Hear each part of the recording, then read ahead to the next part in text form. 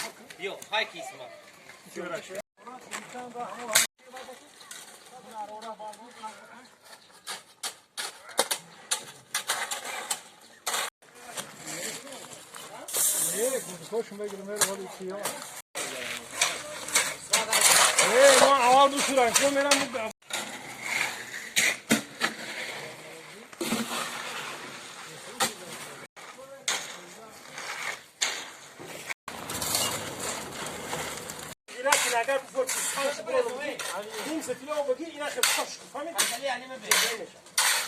او میگه نه او هم یار او چاپ میشه نه چاپ او من برم گفتم نسیم بره چاپ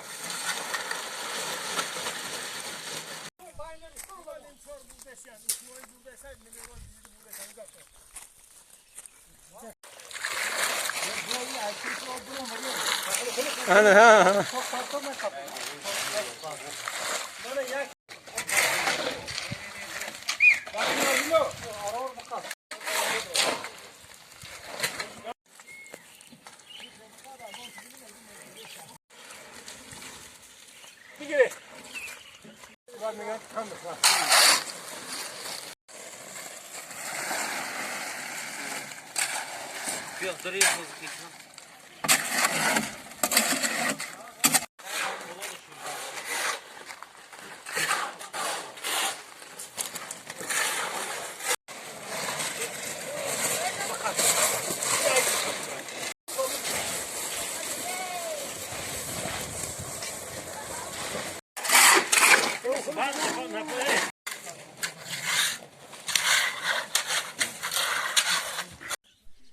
من کارهای آبادانی در دهه زرکمر